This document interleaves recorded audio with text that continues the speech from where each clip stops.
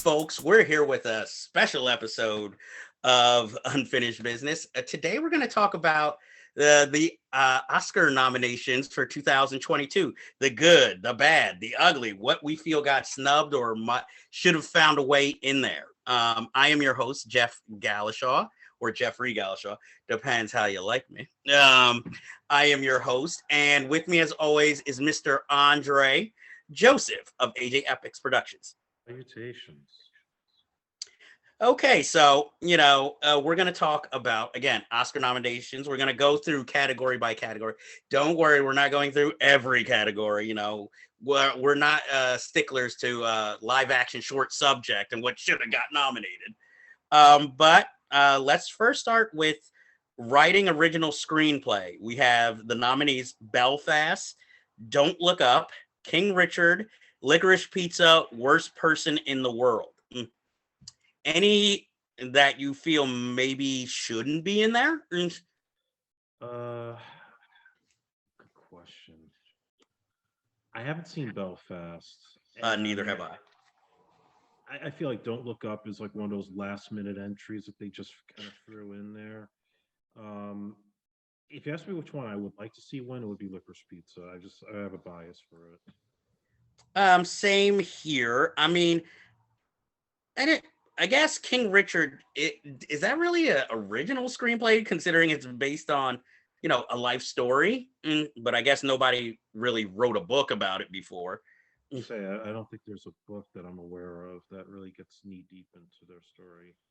Well, that is one of it's interesting you brought up Don't Look Up, because that was one of those where it gets all these nominations and you're like, what the hell? It's just, in all these different categories. And it's one of those films where I feel like it's a Hollywood patting itself on the back with its nomination. Um, I, like you, would like to see Licorice Pizza win, but I've heard a lot of people liking The Worst Person in the World. It's one of the better reviewed films of the year. It's a foreign film, and this is one of the few categories it's actually nominated in. I don't know if that helps it or works against it. That's But a good question. there's nothing I can think of that comes to mind where I would be like, oh, that should have been in there, except for the thing that got shut out of all categories, Titan. Mm, that, come on. What was more original than that? It's, Too hard edge for the Oscars. get out of my house. Yeah, that's really I mean, you could say Pig, but again, that's another film where everything was told more through gestures and, facial. Everything was told more silently than actually with words. So I don't know. I'm fine with this category. Nothing where I'm like such and such was robbed, other than Titan in every category. Um, okay, so we go to writing adapted screenplay. The nominees are Coda, Drive My Car, Dune, The Lost Daughter, The Power of the Dog. I think this one's going to go to Power of the Dog because I feel like this is going to be the one that's going to sweep a lot of Oscars this year. I And agree. I mean, I also would want to say that I'd love to see Dune do it, but it's only one part of a larger story, so I don't think that's going to win it. And I've heard good things about Coda. I have not seen it yet, I and have. Mhm. yeah, that's all I could think of there. I mean, I wouldn't mind if Coda won for best adapted screenplay. It notoriously is not one of my favorite films of the year. I know a lot of people love it. It's the people's choice. I'm not saying it's a bad film, but I also wouldn't be surprised by The Lost Daughter, written by Maggie Gyllenhaal, a movie I didn't love, but I mean, for a first time or one of the first times out, it's quite impressive that she got nominated and the film got so many nominations. Um, again, I have no problem with any of the nominees. I can't say who I'd rather see nominated, but like you, I think it's really between those three: Coda, The Lost Daughter, or The Power of the Dog. Or if they really want to give Drive My Car, which another foreign film that's been lauded and nominated in a bunch of different categories, if they just want to give it, kind of a hey, here you go. Okay. For visual effects, we have the nominees: Dune, Free Guy, No Time to Die, Shang-Chi and the Legend of the Ten Rings, and Spider-Man No Way Home. I'm gonna go with Dune. I think Dune just had the more visual style that felt photorealistic, whereas everything Hmm. else that I saw, like Shang-Chi, Spider-Man, it's more the same of what we're used to. And there are people that are flipping their lids because Spider-Man didn't get like these big nominations, and I'm like, are you not surprised? This is not Black Panther. This is just another sequel that happens to have fan service in it. It's not going to get any recognition like that. I again, I still haven't seen that movie. This might be the one. It's like kind of obligatory Oscar, like here you go, so you could say Oscar winner Spider Man. But I mean, out of the ones I've seen, Dune would probably be the strongest contender. Free Guy would be nice so it can have an award, but Dune's effects were much more impressive. For best production design, we have Dune, Nightmare Alley, Power of the Dog, The Tragedy of Macbeth, and West Side Story. Now, I would probably say Dune here, but I think I'm going to go with Nightmare Alley. I think the design there, especially like the old school 40s carnival setup, was stunning to look at. It's like when we would hang out at House of Wax, that was the first thing I thought of right away. So I would go with Nightmare Alley. I would give it to Nightmare Alley too, unless the Power of the Dog is going for a sweep. Then that might win. So yeah, we don't really have to spend too much time talking about that. Um, Damn, my next category is best picture. I was hoping to hold that to last. I will say one thing I think should have. I don't know if this would go under adapted or original. I thought Zola should have been nominated. Because I mean, I know it's confusing with the rights because it's based off of tweets, then you have an original screenplay by Jeremy O. Harris, but it's based off of those tweets. But then you have a script that was commissioned earlier by two other writers who got story by credit. And can you have an original screenplay with a story by? I I would mean, think an so. adapted screenplay with story by? I would think, yeah. Okay, so I don't know exactly which category that would go into, but I thought it should have been nominated there. Next, we have Best Picture. There's a lot of nominees here. Belfast, Coda, Don't Look Up, Drive My Car, Dune, King Richard, Licorice Pizza, Nightmare Alley, Power of the Dog, and West Side Story. Again, I'm going to say Power of the Dog. I think that's the one that's going to probably take most. Um, Yes, I can do it. I think that is going to win. Um, I wouldn't be upset if Licorice Pizza won, but I don't think it's going to. Um, yeah. If this was any other year, maybe even West Side Story because it was a surprisingly strong Steven Spielberg film. But for all of y'all who are dreaming of Dune, I don't know. I think if anything, depending on what ends up coming out this year, when the next Dune comes out, it could get the same treatment as Lord of the Rings, where they give it to the last film to say this is the culmination of all of your hard work for three That is true movies. because we all know another one is coming. Um, but yeah, I mean, there's nothing I could think. I'm not again since I didn't see it. I'm not gonna sit here and be like, "What about Spider-Man?" And my pick, Titan. So that would have been my pick. Also, I was thinking of another adapted screenplay. I keep going to different categories and think of other adapted screen. I thought, even though I didn't love the film, I thought Passing could have gotten a best adapted screenplay nomination. Because whereas in the novel, the ending is a little more open, obviously in the film, it's much more closed. And so I thought that could have.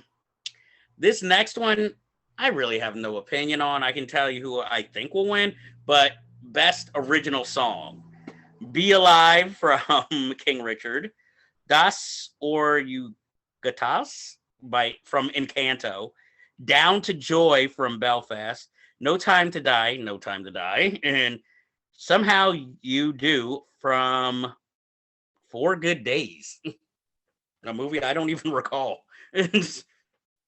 I don't know. Other than the Bond theme, I don't know any of the others. I don't think it's going to be the Bond song. I thought it was one of the worst ones they've ever done.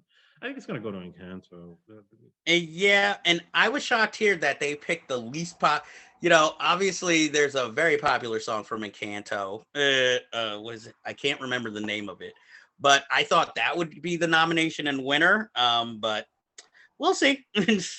But Be Alive does have Beyonce, so I don't know. This one I actually do have a very strong opinion on. Music original score. We have Don't Look Up, Dune, Encanto, Parallel Mothers, and Power of the Dog. There are two films that I felt got shut out that could have actually been good competition in here. Yes, Titan again, and Come On, the movie by, starring Joaquin Phoenix. I listened to that score and I thought it was very strong. And I was shocked also Spencer, the Princess Diana movie with Johnny Greenwood doing the score, did not get any nomination in this category either. So that's my 2 cents. I guess, is there anything you thought should have been nominated, or do you just want to go with who you think or would want to win? I don't have much of an opinion on most of these. In fact, I didn't really pay attention to much of the scores this year. Well, I mean, Johnny Greenwood got nominated for The Power of the Dog, so I guess they figured, well, if we're only going to put him in one, let's go with the sweep. And, Hans Zimmer, as always, is nominated for Dune. And Nicholas Britell, who is somebody whose scores I usually love, I don't remember the score for Don't Look Up at all, really. Right. And so I'm not going to pick a winner. I will mention hairstyling because all these movies, I will say, have makeup that I remember from them. And it is Coming to America. It's only a What the nomination. hell? Oh, Cruella, and which that was a little more obvious. Dune, The Eyes of Tammy Faye, and House of Gucci. I could see House of Gucci get it. I would have been shocked if that got snubbed. But Coming to America, really? I mean, the makeup in that film compared to what Rick Baker did in the original, the makeup looked more fake this time. I was impressed. Well, this one, I think this is really going to be between Eyes of Tammy Faye, House of Gucci, and maybe Cruella, just for the hair, at least. But this is, I know this is going to shock you. This one I'd give the Eyes of Tammy Faye, personally. I'm not the biggest fan of that movie, but I would give that to them. Yeah, I mean, you could not recognize Jessica Chastain when she was in the makeup, so I could see that as a possibility. I agree. Should we do international feature film, or should I skip to the next category? Because I didn't hear about any of these. Okay, I've seen Hand of God, which is on Netflix. I still want to see Worst Person in the World. Oh, I have seen Flea, which it was satisfying, but I didn't love it. So that, and a Drive My Car, most likely it's between Drive My Car and The Worst Person in the World, and both I haven't seen. Next, we have film editing, where again, your old friend Don't Look Up is nominated.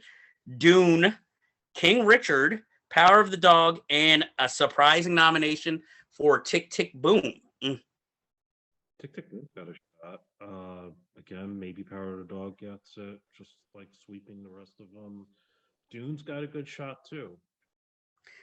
I feel like anything that's over 2 hours does not have a good shot at editing. It's like, damn,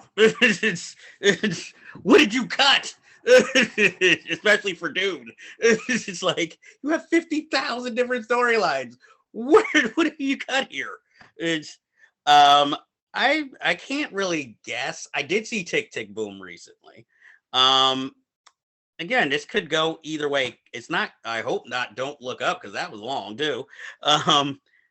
This could be maybe a surprise for King Richard, or it most likely will be Power of the Dog. And Tick Tick Boom could come out of nowhere. And next we have directing. Why not? We already did Best Picture. We have Belfast, Drive My Car, Licorice Pizza, Power of the Dog, West Side Story. And Jane Champion did Power of the Dog, right? Yes. I got a sense it's going to be her, and not just because of this one movie, but because she's highly, highly underrated. as a Yes. filmmaker. She's getting up there in age. I think they would just give it to her. She's I not don't know when she. 80. I don't know when she's ever going to make another movie. So I'd say why not? Seriously. I think Jane Campion will make more movies. It's a movie like every 20 years. She's been working in television for the most part for the last 20 years. She made what was that? The Meg Ryan In the Cut movie. And That was her. That she was made, terrible. but still, she was working. Hideous Kinky. I think that was the name of that Holy Smoke with Kate Winslet and Harvey Keitel, where he's naked again. I'm trying to think of. She made another film. I think it was with Abby Cornish, and I can't remember the name of it, but it was, I would say, within the last 10 years. Jesus. It's not like she's been sitting somewhere like, wait till I make my next one. It'll take me 20 years. She's not Terrence Malick, you know. It's just like waiting for technology to come to her, you know. Though I would like to see Jane Campion make a feminist action movie, a good one, like her version of Mad Max. It's lush landscapes. Charlize Theron in it. I was shocked Dune did not get nominated. The director of Dune did not get nominated. Again, I think they're waiting till the second one comes out.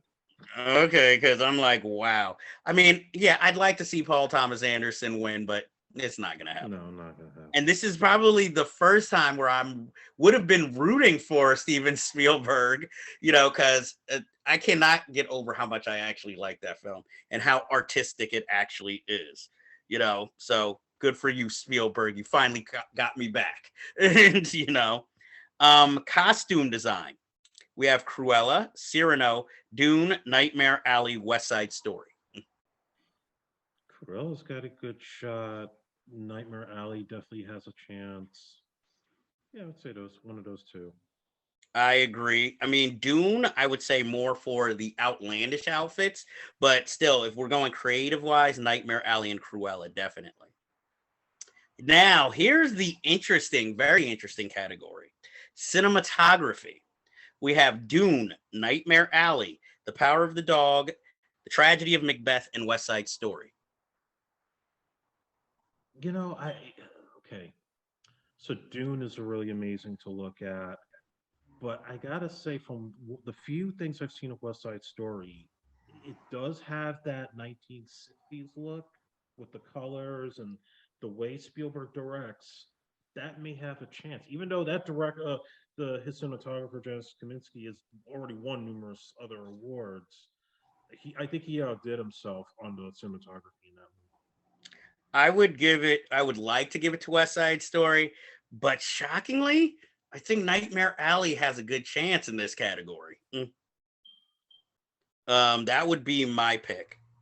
And now we come to usually my least favorite category because it's usually an obvious winner. But this is a little interesting year. We have Encanto, we have Flea, we have Luca, The Mitchells versus the Machines, and Raya and the Last Dragon. I will say, if it was my personal pick, The Mitchells versus the Machines would win. I found that to be the most entertaining, but you have a definite hard one here because you have Flea, which is more of a dramatic thing and, you know, is more rotoscoping animation than anything, whereas the rest are kind of more fantasy films, you know? Encanto, look, I don't think it's a good movie. I'm sorry. I did not like Encanto at all. That is why I can see Luca. I at least enjoyed that from Pixar. And Mitchell's versus Machines. Those two would really be fighting it out, even though I like Mitchell's versus Machines more. And Flea would be there because it's the strongest dramatic wise. But I'm going to predict probably, unfortunately, Encanto or Flea will win. But if it was up to me, Mitchell's versus Machines or Luca. Yeah, I haven't seen any of them, but I think it's usually the Disney ones tend to win out. So it's either going to be Luca or Canto.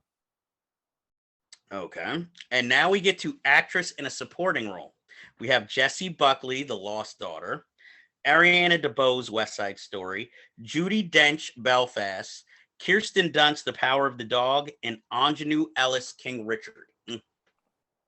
Angela Ellis was very good. She may have a shot. Kristen Dunst actually could potentially win, and if her husband wins Best Actor or Supporting Actor, that there you go. That story writes itself. But the girl from West Side Story, I think she's got a strong chance. Winning.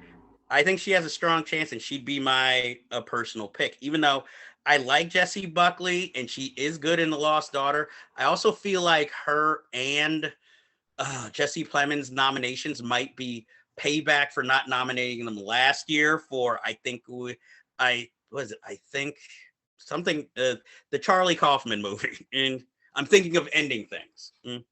But like you said, it's interesting that we have two married couples who are nominated in different categories: Kirsten Dunst and Jesse Plemons for supporting, obviously in the male and female category. But we also have Penelope Cruz and Javier Bardem for Best Actor and Best Actress. And so I think this is the first time we've had two of them in the same year.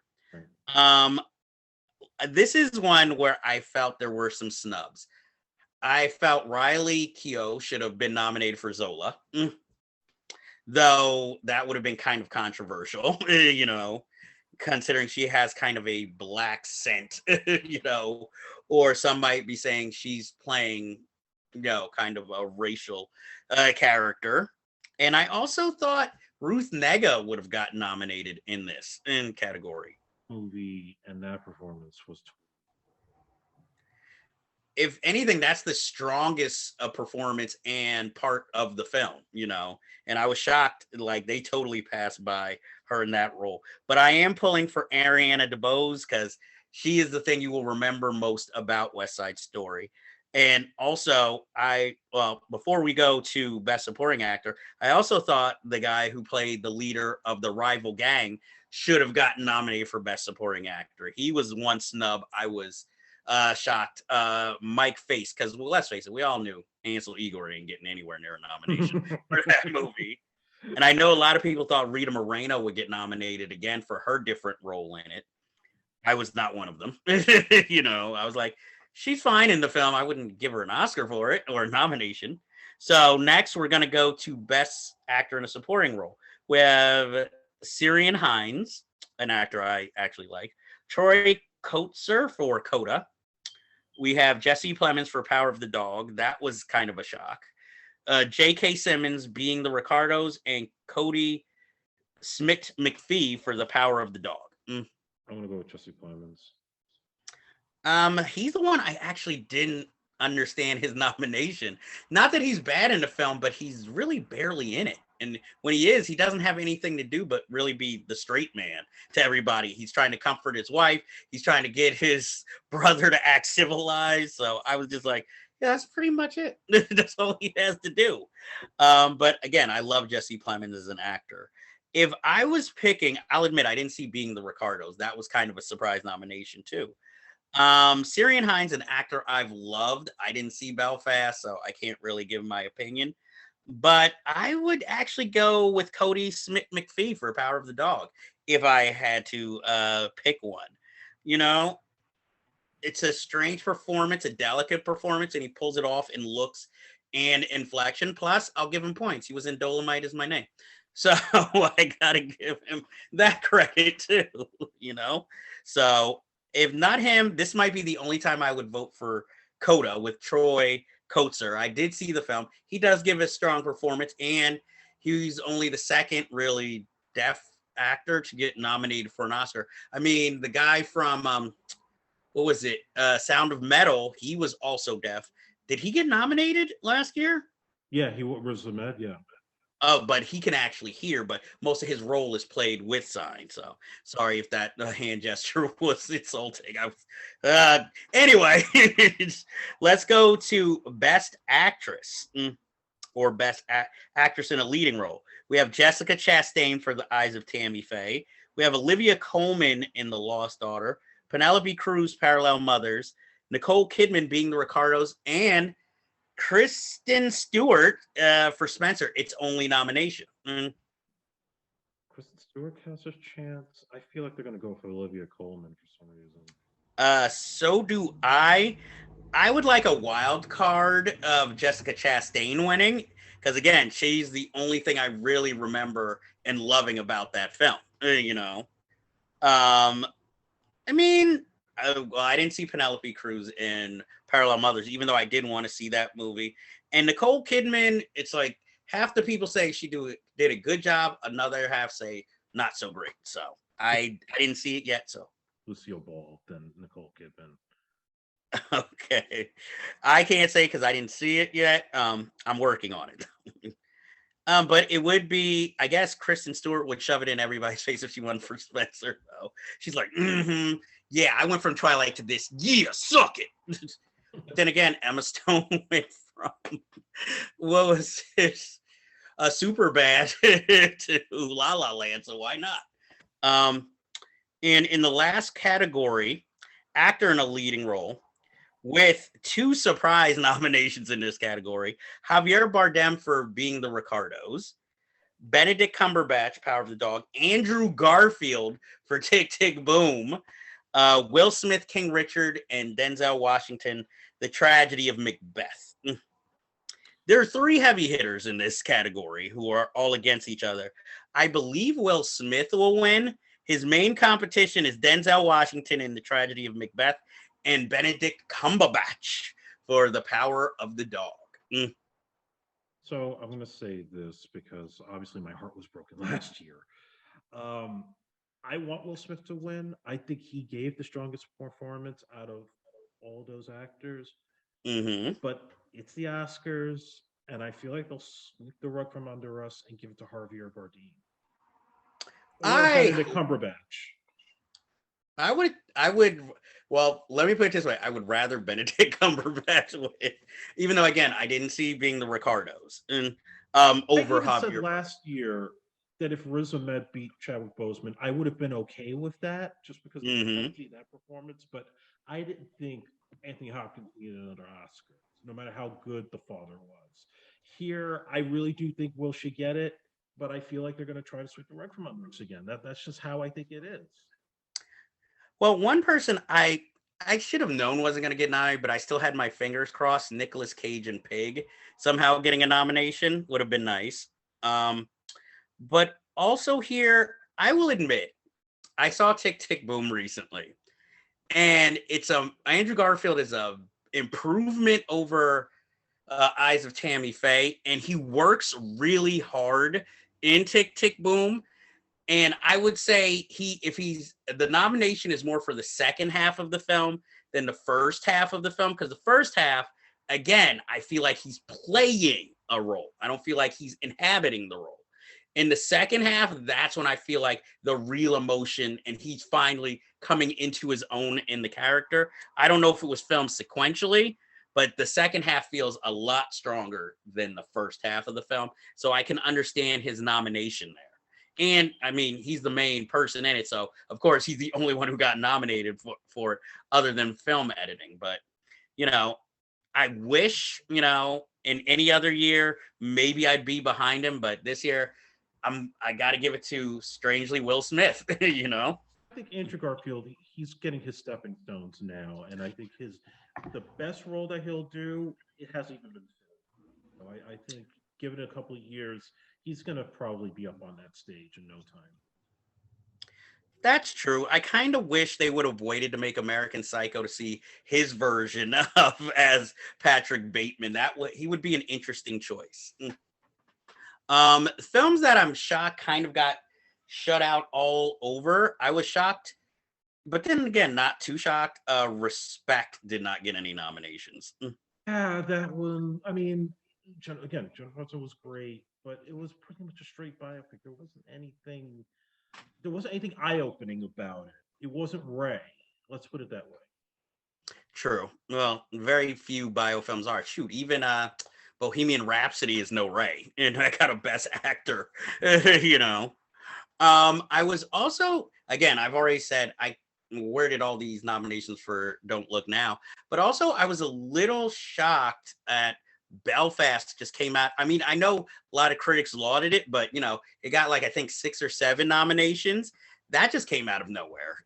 Little, I thought maybe it would be a shoe in for Best Picture, Best Director, but then Judi Dench, I guess they're like, hey, she's in a movie, let's nominate her.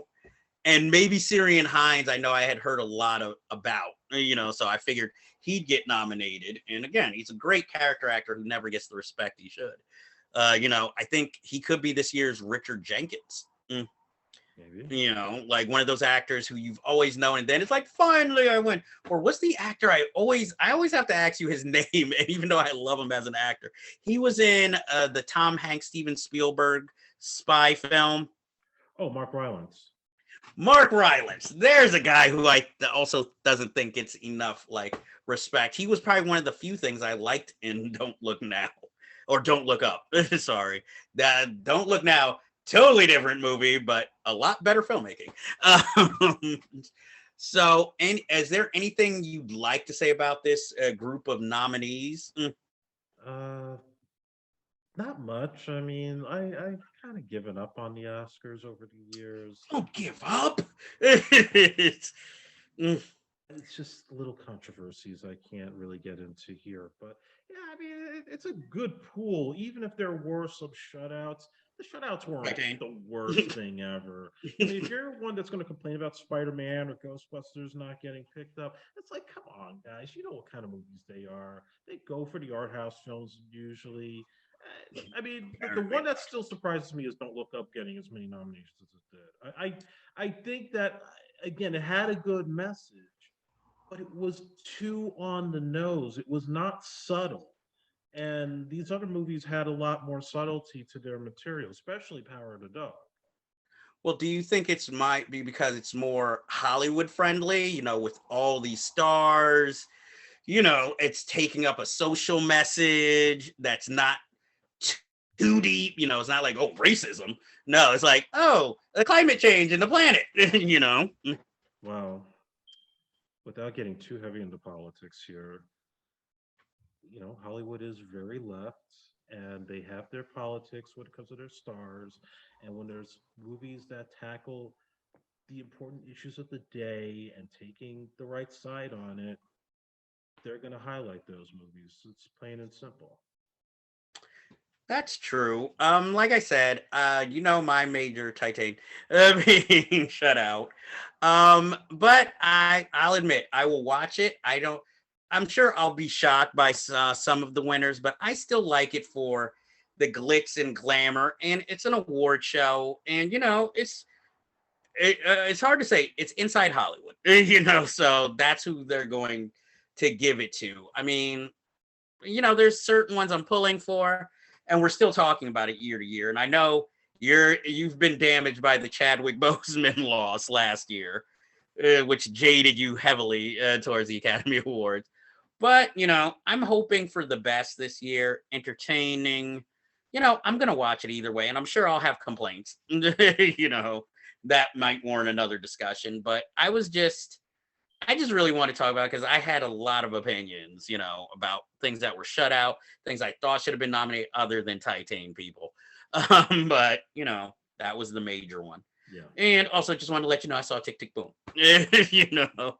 So I guess that's all our business for this week. But as you know, we always have unfinished business. And I will ask the audience, have you seen the Muppet movie? Talk about the ultimate Hollywood movie. If not, why not? Because it's fucking awesome. Andre, what film would you say the people should see? Have you seen the Great Muppet Caper? If not, why not? Because it's A good pick. I like the Muppet movie a little more, but the Great Muppet Caper is very playful. Notice we did not say Muppets Take Manhattan, but again, we didn't have enough room. awesome. That's another one that's dear to my heart too. I like it. I think it goes in the way it's supposed to. The first one to me is my favorite.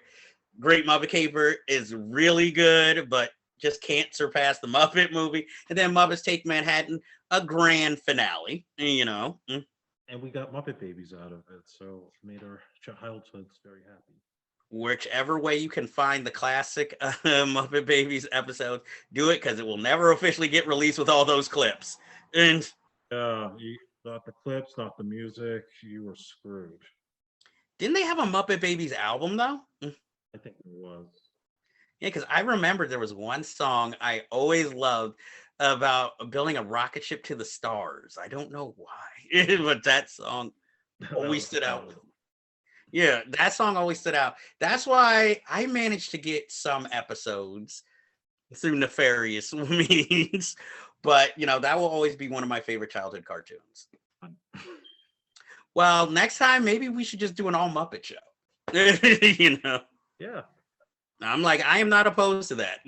So we can talk about this more because I know people are watching this like Oscar nomination. When did this develop into a Muppet show? Trust me, one is more entertaining. So that ends this week, and we'll see you guys next time.